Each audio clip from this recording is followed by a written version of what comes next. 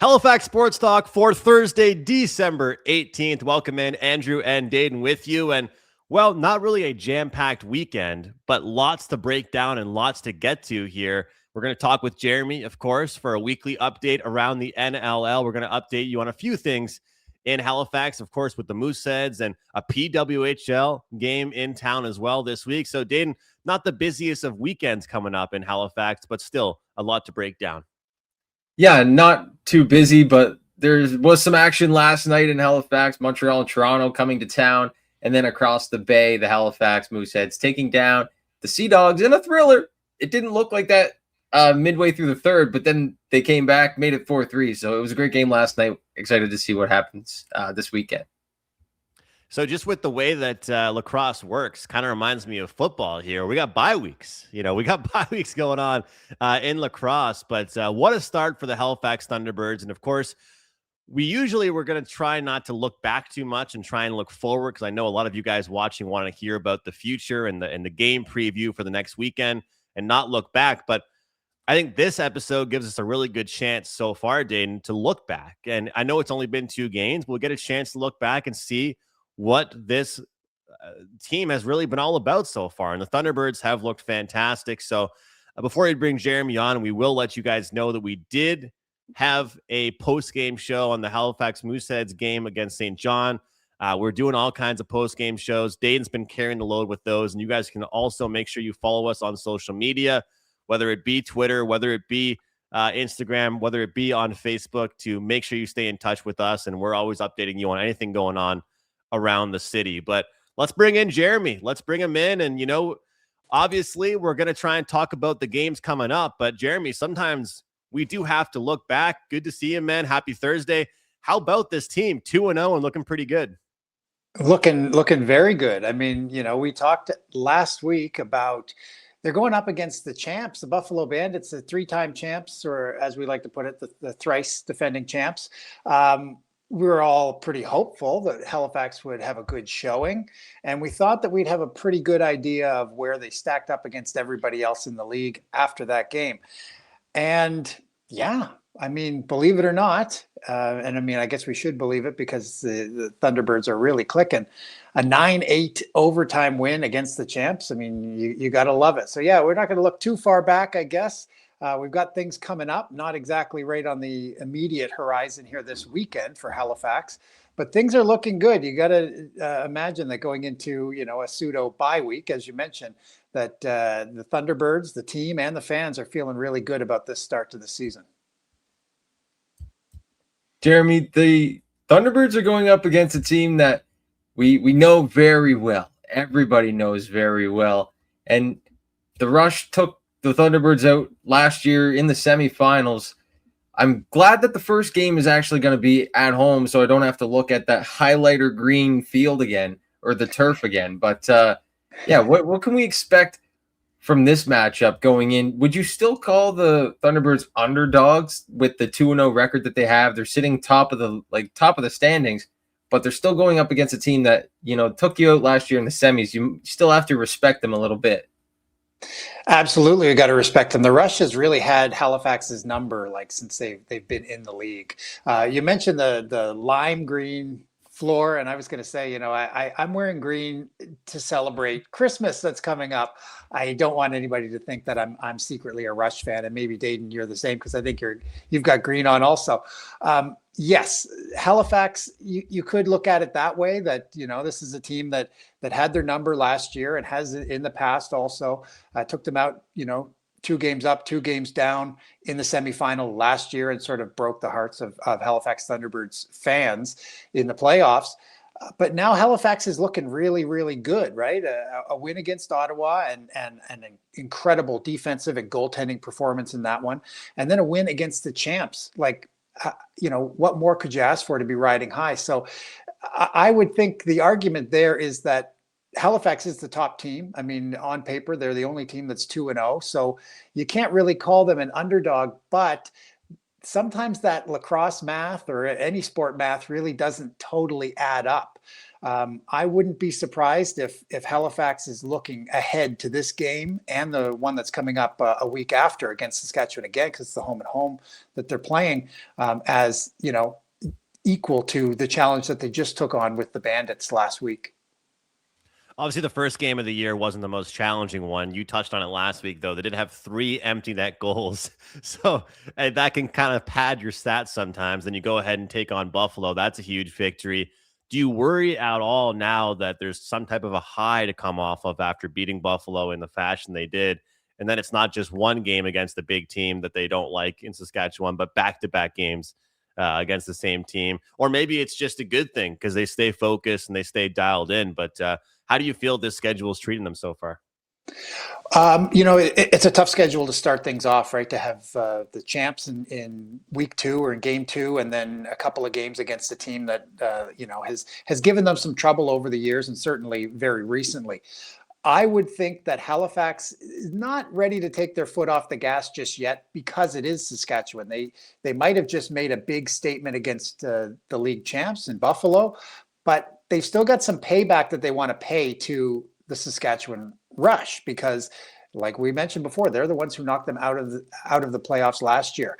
So, I mean, barring maybe a complete blowout at the next weekend, and then having to go to Saskatchewan and think that, oh man, we could easily do that again. I don't see Halifax feeling that way going into this game. I mean, fans might be a little bit worried about it for the second of the 2 meetings, but right now, I mean, they've got to keep things going the way that they have over the last couple of weeks.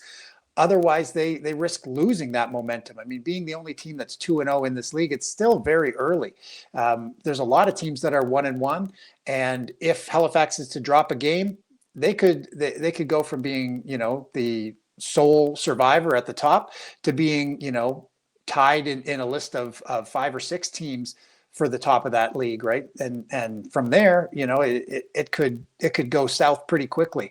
So they've got to keep staying focused. They've got to keep playing the way they are. They've got to keep passing the ball around and putting names on the score sheet like they have, because we've seen every game so far has not been a dominant performance by one guy. It's been a very team centered kind of focus.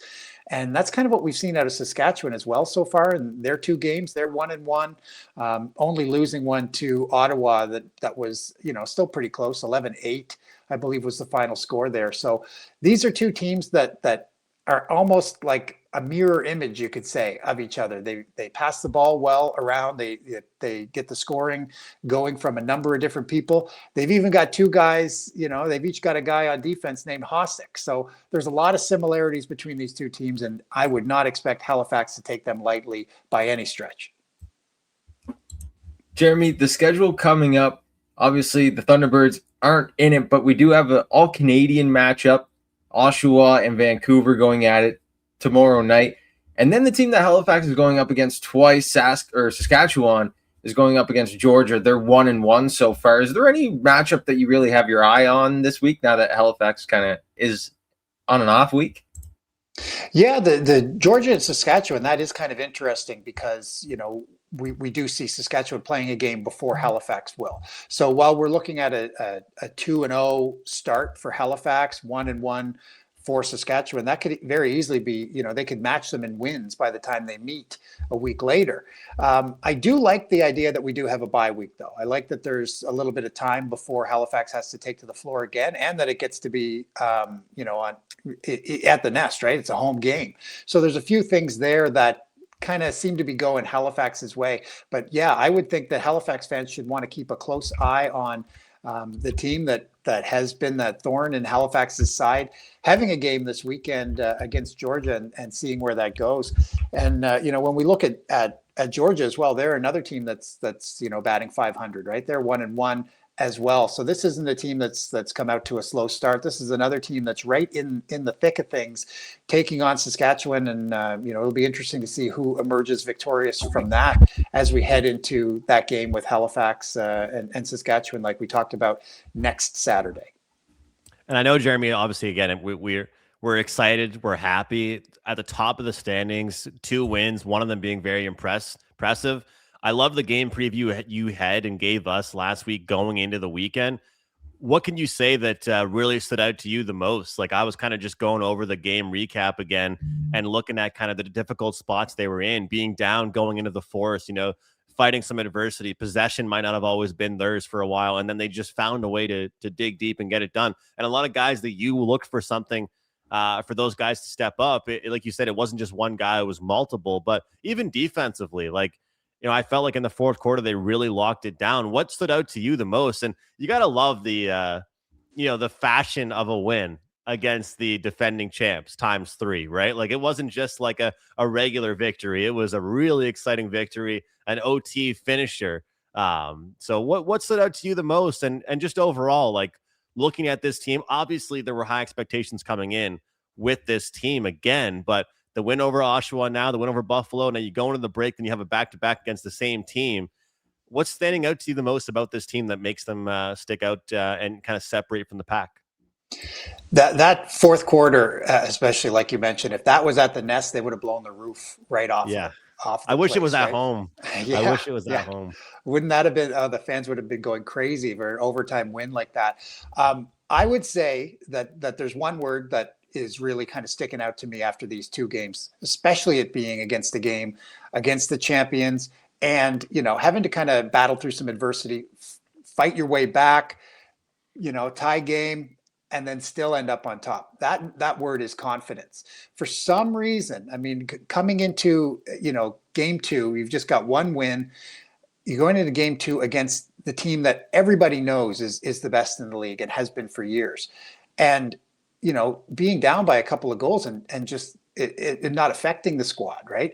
They held all that confidence going, toe to toe with the best team in the league. And I mean, I wasn't on the bench, but I'm thinking these guys said to themselves, we are every bit as good as this team. We're in it against these guys. They may be the best, but we're going to, they may have been the best in the past, but we're going to show that we are every bit as good as them going forward. And they did just that by winning that one in overtime. I mean, that's a huge feather in their cap going forward.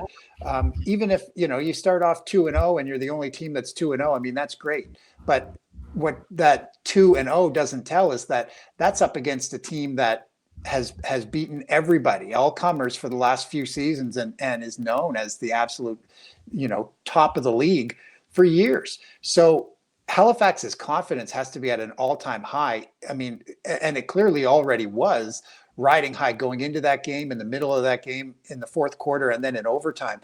And now going into a bye week and knowing who they have on the other side of it, in a week's time, the confidence of the guys from Halifax is going to be at an all-time high, as mentioned. And you got to think that the fans are feeling the same way as well. And that's another key piece of the Thunderbirds, right? They're clicking when they're at home, and the Nest is popping off. And I would expect that, over the holiday break, a game at home, man, this is going to be a huge game when it happens here on the 27th.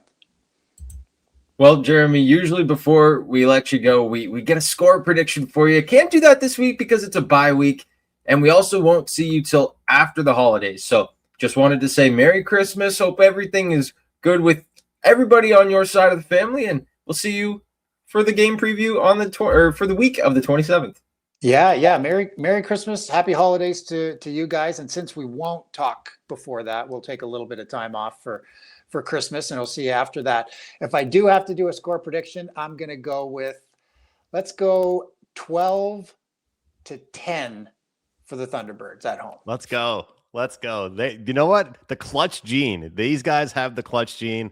And another close game, but I can't wait to watch this team back at home once again. All right, Jeremy, Merry Christmas, man. Take care. All the best. You too. All right, man. Every time we talk Thunderbirds, I just want to go to a game like tonight in the next couple hours. This team is good. And, I know the city has embraced them, but I can't lie. Dayton, it's easier to embrace a team that's doing very well and hop on the bandwagon and cheer for them. So great stuff there. Great recap from Jeremy. As always, you guys can follow him on Twitter. And, of course, you can find him on our channel most weeks besides Christmas week. And we'll give him a break. Of course, it's holiday season. We'll see him next time, and he'll be talking about And it's kind of cool because, again, Saskatchewan back-to-back weeks. So he'll be talking about what he saw last from Saskatchewan and what he expects for the next meeting as well going into that. So Thunderbirds sitting at the top of the table. You love to see it. And one thing you mentioned in our notes there, the goal differential is just phenomenal with this team right now.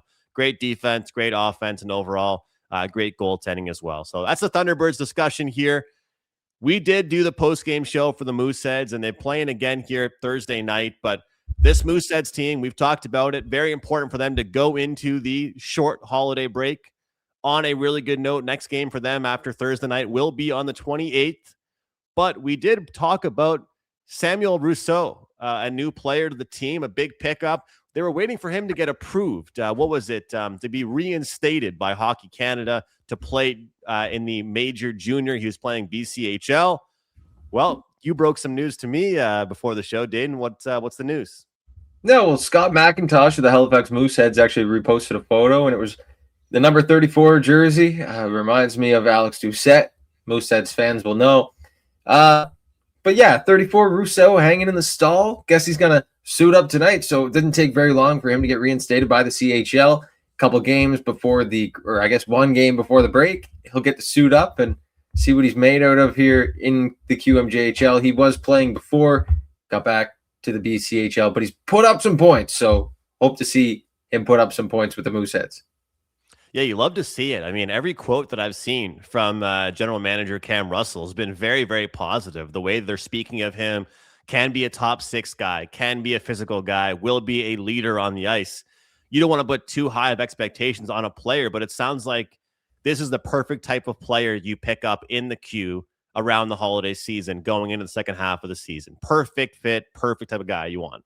Well, that's exactly what I was going to say. He wasn't an overage guy, but they did this back in the 2023 season. They picked up Josh Lawrence, who is the brother of Tynan Lawrence, going to go top 5 overall this draft. And then they picked up Alex Doucette, and Alex Doucette came over from another Western Conference team, came over as a veteran in the league, came to Halifax and actually lit it up. So I'm expecting Samuel Rousseau to do the same thing. Rousseau's wearing number 34. He's got big shoes to fill. So, Sammy, you better step it up. No, I just hope he has a great game tonight, and I hope the Mooseheads actually are able to take home these 2 points because, Andrew, that's exactly what they need, is a good weekend or a good midweek matchup. I guess we can't even call this a weekend matchup. It's not something we're used to here Wednesday, Thursday, but if they can take these 4 points, take a little bit of weight off their shoulders because they were on a little bit of a slide, and we can all agree on that. And it's not something you want to go into the holiday break on, is a little bit of a slide. So 4 points would definitely help out the Mooseheads going in.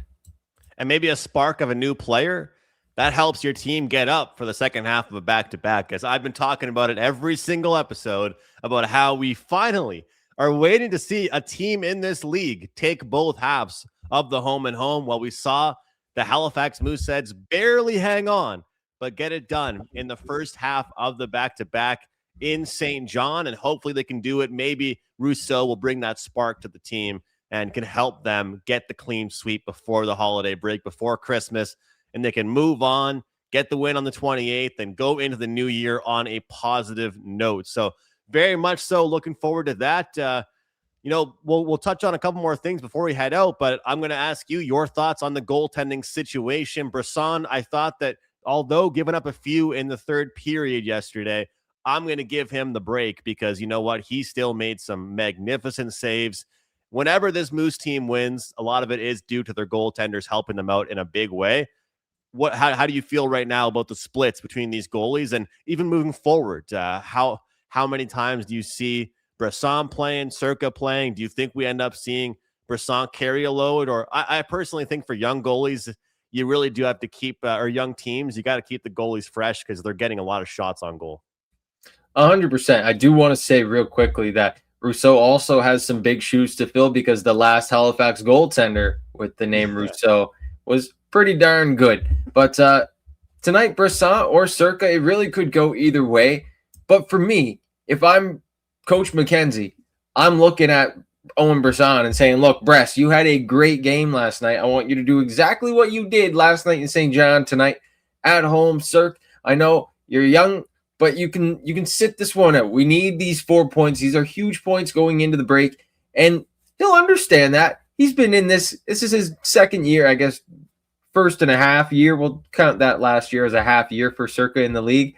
He's been in the league long enough to know that this stuff is a business, and if they need the 4 points, they're going to put the 20-year-old in the net or the 19-year-old in the net. And I think that's what they have to do tonight to get these 2 points and ensure that they go into the break on a high.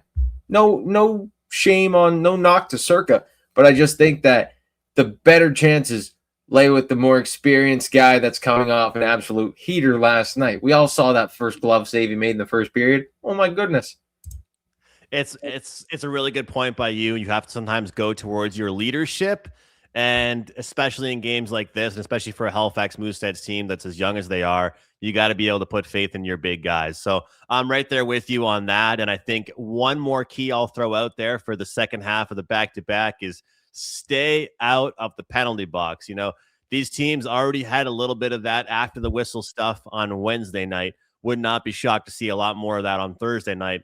And this penalty kill has been put to work a lot this season. Not the best PK in the league by any means, so they got to stay out of the box and make sure they can protect their goalie. But hopefully the next time we talk to you guys, the viewers, this Mooseheads team is coming off a 2-0 sweep of the St. John Sea Dogs. Looking forward to another great weekend of Halifax sports stuff, and hopefully the Halifax Mooseheads can get the job done. Thunderbird stuff is always great with Jeremy. We'll talk to him again in 2 weeks. He'll recap game 1 against Saskatchewan and preview game 2.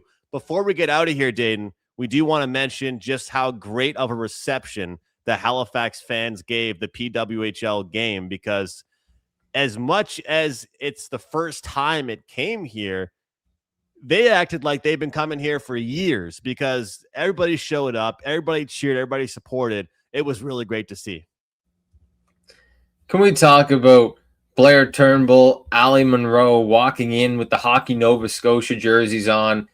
Turnbull gets the loudest ovation in the building, 5 times as loud as Poulin's, which you don't really expect. But for the Stellarton native, you have to applaud her. And then for her to say, like, look, I don't even want to take this opening draw. Yarmouth girl, you're going up there. And she goes up. Ali Monroe takes the opening draw against Poulin. It was great to see. And Ali Monroe's dad was also in the locker room doing the starting lineup. It's that hometown feel. It might be a lot of bias. You had Kenzie Lalonde calling Halifax the heartbeat of the Atlantic on the, like, it's so great. It's great. I bet you everybody in Nova Scotia, like myself, was just ecstatic last night.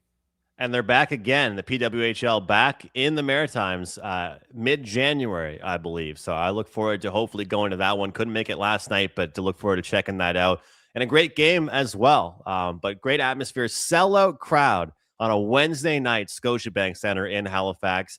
And a lot of signs, people holding up saying, we want a team here in Halifax. So we know we've got diehard hockey fans here, and they deserve it. We support anything that comes here. And you know what? The PWHL hopefully will take notice of how great the fans were in Halifax on Wednesday night. That will do it for this episode of Halifax Sports Talk. Dayton, final thoughts by you, then close us out.